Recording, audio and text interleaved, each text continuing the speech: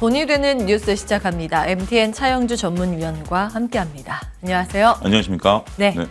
자, 첫 번째 기사입니다. 계속되는 전기차 붐, 월가는 완성차, 배터리, 리튬주 주목해야 된다 이야기를 하고 있습니다. CNBC에서는 중국, 유럽 전기차 시장 점유율 빠르게 확산되고 있다고 하는데 테슬라 이야기입니다. 이번에 이제 테슬라가 판매 차량 발표를 했거든요. 따라서 효과가 확 나타났죠. 맞아요. 예. 그리고 전기차 경쟁력 커지면서 완성차 배터리, 니켈, 리튬 관련 업체 긍정적인 평가가 나오고 있고 도이체방크에서는 최고의 추천주 테슬라. 다 테슬라 이야기네요. 다음 보겠습니다.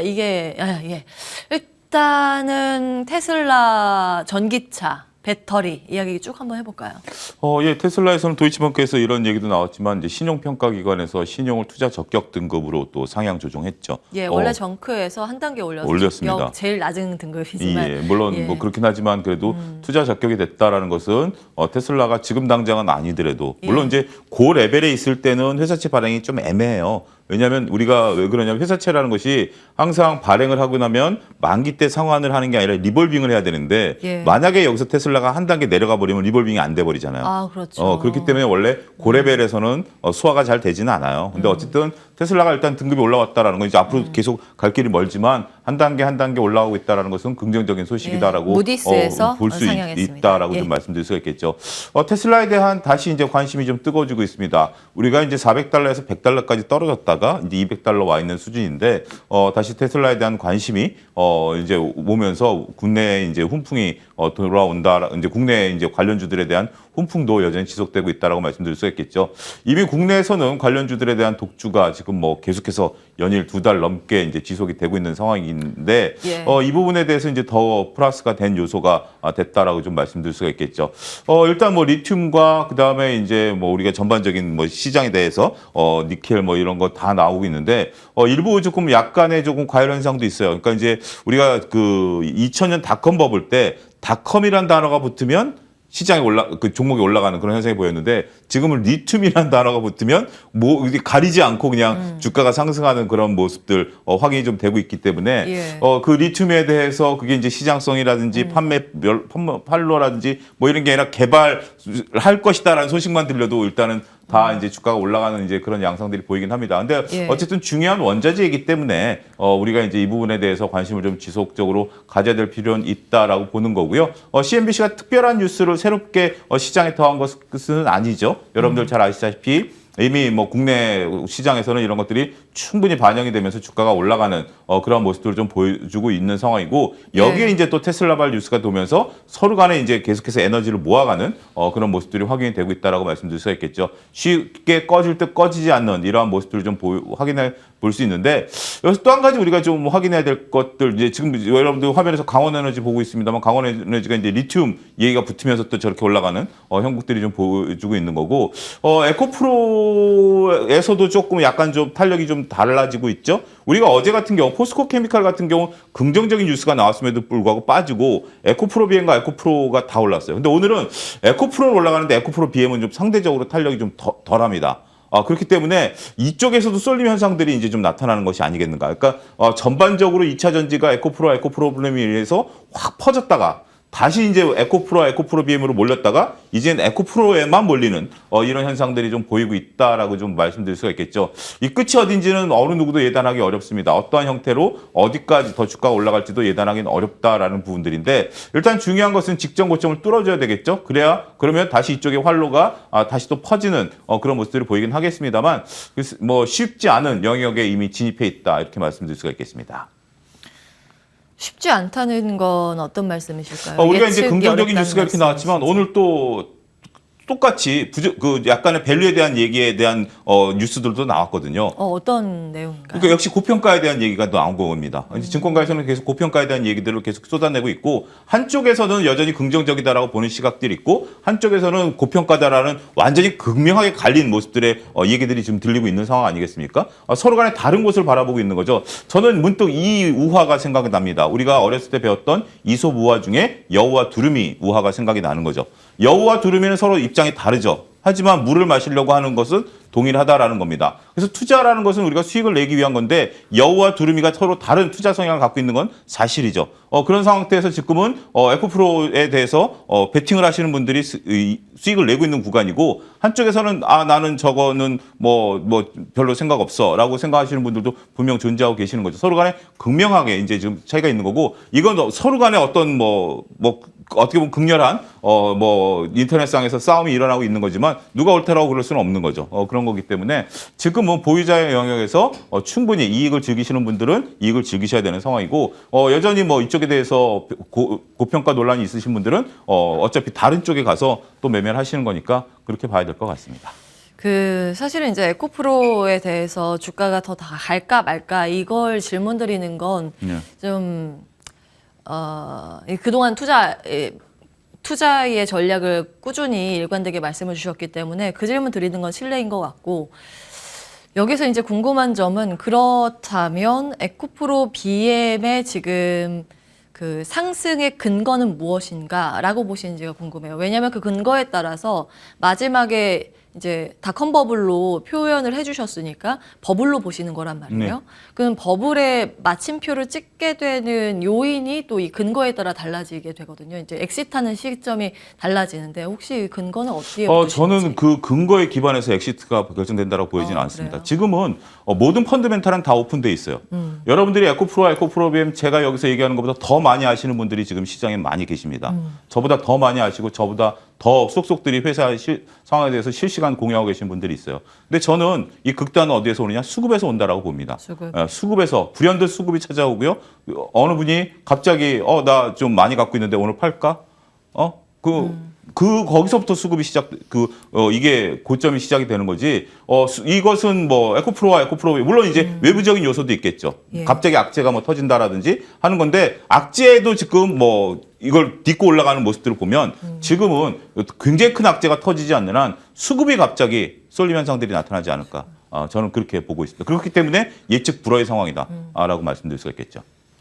이 버블의 근거를 수급이라고 보셨어요. 네. 그러니까 수급이 꺾이는 시점이 사실 네. 이제 버블 종료 시점인데 수급이라는 근거가 가장 이제 판단하기 어려운 근거입니다. 나름대로 예. 저는 수급을 보면 장중에 한 6% 정도 빠지면 장중에 6% 정도 빠지면 예. 일단은 매물이 출회되는 걸로 저는 그렇게 봅니다. 여태껏 관행적으로 예. 대부분의 종목들이 장중에 6% 빠지면 그때부터는 매물을 부르는 그런 효과들이 나타났기 때문에 예. 제 기준은 그렇습니다. 제 기준은 대장주가 장중에 6% 빠지고 그걸 예. 회복 못한다? 그러면 저는 수급이 일단 매도가 이긴다. 저는 그렇게 보고 있습니다. 아직까지 에코프로가 6% 장중에 급락한 적이 없거든요. 6% 급락했었죠. 그때 음봉을 달았죠. 아직 그 고점을 못 벗기고 있죠. 그런가요? 예, 그 고점을 아직 못 벗기고 있죠. 오늘 올라왔는데 그 고점을 못 벗기고 있죠. 예. 그렇기 때문에 만약에 내일 또 마이너스 나오면 그때가 과연 고점이었다는 신호가 뚜렷하게 분명히 되는 거죠. 예. 이제 시세는 시세에게 물어봐라. 네. 이런 내용으로 답을 주셨습니다. 다음 넘어가겠습니다. 자, 이제 구글이 간밤 챗GPT 대항마 바드를 출시했는데 일단은 미국이랑 영국에서 테스트를 시작을 한 겁니다. 예, 다음 보겠습니다. 요거는 이제 번외인데 이 내용이 먼저 나왔네요. 이게 챗봇 열풍이 왜 이렇게 오랫동안 이어질까를 고민을 했었어요. 이거 제 이제 뇌피셜인데 예전에 뭐 알파고라든가 단기적으로 이런 AI 테마 시스템 반도체 테마가 들썩였던 적은 몇 번 있었습니다. 대표적인 예가 이제 알파고, 바둑의 대결, 인간과의 바둑 대결 이런 이슈가 불었을 때 급등을 했었는데 이건 이게 연속성이 없었잖아요. 그 당시에. 그러면 이때와 지금 무엇이 다른가를 좀 고민을 했을 때 알파고 당시에서는 이 기술력을 과시하는 측면이 컸었죠. 그리고 이 AI 기술을 이용하는 사람들은 전문 분야에서 이용을 했습니다. 그런데 챗GPT는 비전문 인력 쪽에서도 활용을 합니다. 이쪽을 잘 이제 모르는 기술에 대해서 모르는 일반인들도 이 챗GPT를 사용하기 때문에 그때와 이게 지금이 좀 다른 게 아닌가. 실제로 이제 마이크로소프트는 구독 서비스를 하고 있잖아요. 수익을 내고 있는데 물론 유지하는 유지 비용이 지금은 더 많습니다. 국내에서도 속속 뭐 대형 기업뿐만이 아니라 뭐 스타트업도 이런 그 GPT를 채택해서 서비스를 하고 있는 상황입니다. 다음 보겠습니다. 요거 아수검이라는 게 그 카카오에서 찾아보시면 제가 지금 이거 쓰고 있는데 챗GPT를 그대로 이제 가지고 와서 한국어로 이용할 수 있게 카카오에서 이용할 수 있게 하는 서비스더라고요. 이제 스타트업인데 뭐 이런 것들도 있다. 잘 찾아보시면 우리가 조금 더 쉽게 접근할 수 있는 채널들이 많더라고요. 다음 보겠습니다. 이거는 간밤 이제 추가됐었던 AI 이슈인데 엔비디아 GTC가 있었습니다. 여기에서 이제 젠슨 왕 CEO가 우리가 GPU가 이 AI 중심에서 큰 역할을 할 거다. 뭐 이러면서 여러 가지 구독 서비스 같이 발표를 했고요. 이거는 이 내용이고 아마존에서도 엔비디아와 협업을 발표했습니다. 그래서 그 AI 개발단의 기업들이 주가 강세가 있었고, 요거는 사실 이제 테마주들인데 테마주도 같이 이제 급등을 했습니다. 어떻게 보세요? 일단 뭐 우리가 이제 구분해야 될 것 같아요. 지금 이제 뭐 여러 가지 좀 이제 우리가 자료 화면이 이제 나왔는데 여기서 이제 우리가 집중해야 될 것은 결국 이제 구글이 이제 챗GPT를 마이크로소프트에 이제 대항마를 나타냈다라는 거죠.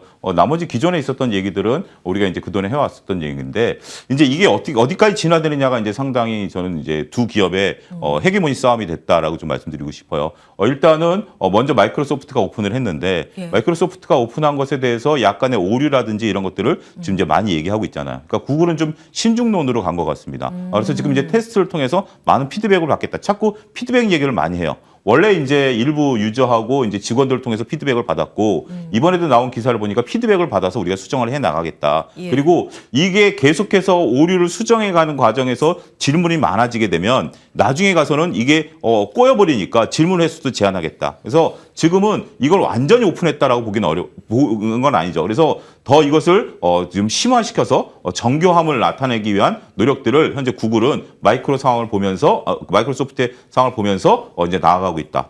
자, 헤게모니 싸움이라는 단어를 썼는데 저는 이제 그런 거죠. 마이크로소프트는 그걸 어디에 썼느냐? 자신들의 이제 그 프로그램인 파워포인트에 이제 작동을 한 거죠. 말로써 파워포인트를 작성할 수 있는 거죠. 자, 구글은 어디에 쓰느냐? 유튜브에 쓰겠답니다. 결국 이제 유튜브와 파워포인트도 이제 인공지능이 서로 간에 이제 장악을 하는 거죠. 자신들이 내세울 수 있는 가장 강력한 무기인 마이크로소프트의 MS 워드와 파워포인트, 그다음에 구글의 유튜브, 여기에 이제 넣게 된다라면 단순하게 우리가 지식을 공유하는 것들이 아니라 이 지식을 활용해 가지고 우리의 일상적인 어떤 데이터들을 만들어낼 수 있다라는 것들은 굉장히 크죠. 결국 이들의 장악력은 더욱더 커질 수밖에 없다라고 보여집니다. 우리가 현재 지금 이 두 가지 MS 시장과 MS 워드 시장과 그다음에 유튜브 생태계에서 벗어날 수 없잖아요. 근데 여기에 인공지능까지 얻게 된다라면 다른 어떤 인공지능들이 이 시장에서 결국은 곁다리로밖에 이용을 못할 수밖에 없는 것이다. 그러니까 안타깝게도 이들이 워낙 빠르게 지금 이 얘기를 하고 있고 지금 많은 자금력을 가지고 자신들이 이미 장악하고 있는 시장을 더욱더 곤고히 하려고 하는 것들 되는데 서로 간에 어떤 부딪히는 부분들을 또 피해가는 아주 절묘한 부분들까지 나타나고 있기 때문에 글쎄요, 뭐 글로벌 기업들의 이런 어떤 상황들 이런 것들이 앞으로 생태계를 바꿀 것인데 결국은 이 플랫폼은 승자가 모든 것을 다 가져가고 그 플랫폼에 끼지 못하면 오히려 아무것도 못 가져가는 이러한 상황들이 우리나라 일부 기업들에게는 위기로 다가올 수도 있다. 저는 그렇게 서로 양면성을 가지고 있다 이렇게 판단하고 싶습니다. 예. 사실은 챗GPT를 저도 이제 써봤는데 한국어 이해도도 굉장히 높더라고요. 그걸 보면서 지금 이쪽에 자금 투입하고 기술력 개발하는 대표적인 플랫폼이 뭐 네이버, 카카오 이 정도가 될 거고 통신사들도 하고 있잖아요. 통신 3사도. 위기를 느끼겠다라는 생각은 들어요. 정말 빨리 대응을 해야겠다라는 생각이 듭니다. 그런데 한편으로는 또 이런 생각이 들어요. 이런 대기업 중심으로 일단 대세이기 때문에 투자를 하고 연구를 할 수밖에 없단 말이에요. 지금 그런 상황이고 그러면 혹시 지금 있는 스타트업 기업들 인수에 대한 가능성이라든지 협업 가능성의 측면에서 투자의 아이디어는 없을까라는 가능성은 있지만 저는 국내 기업들에게 그렇게 녹록치는 않을 것이다라고 보여집니다. 어차피 글로벌 기업들이 갖고 있는 것들에 대한 기술력들을 보면 가능성들이 충분히 있겠죠.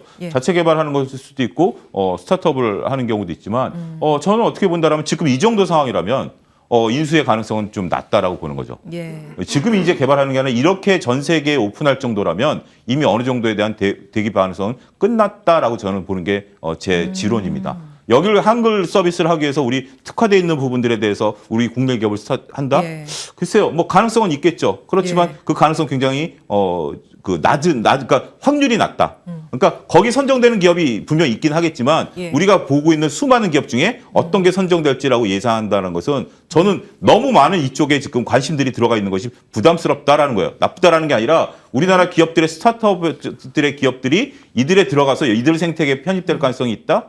저는 그 부분에 대해서는 조금 거리두기를 하셔야 되지 않을까. 일단 우리가 이제 봐야 되는 것은 엔비디아 중심으로 했을 때 예. SK 하이닉스 같은 예. GPU 중심에 이제 갈 수 있는 기업들은 충분히 여기에 이제 포함이 되고 삼성전자도 이 시장에 뛰어들겠다라고 했으니까 오히려 그런 쪽들은 수혜를 볼 수 있겠죠. 반도체 차라리. 반도체가 예. 차라리 수혜를 볼 수 있겠지만 이와 관련해 가지고 스타트업 기업들이 우리나라 뭐 언어 개발과 관해서 할 수 있다라는 부분들을 보게 된다라면 그들이 볼 때 우리 시장이 그렇게 큰 시장이 아니죠. 아직까지 여기에 눈을 돌릴 시간이 아니라 미국과 그러니까 영어권에서 안정화를 나타내고 나면 뭐 중국어라든지 뭐 일본어라든지 한국어 서비스에 대한 어떤 부분들은 늘어나긴 하겠지만 그 부분에 대해서는 지금은 이들은 영어권에서만 먼저 확실하게 하는 것이기 때문에 시간이 좀 더 오래 걸릴 수도 있다. 이렇게 말씀드릴 수 있겠습니다. 그러면 미국 기업에 대해서 투자 의견은 어떠세요? 지금 앞서 나가고 있는 플랫폼 업체인 마이크로소프트, 뭐 구글, 그리고 반도체 GPU, 엔비디아 등등 꽤 많이 있는데요.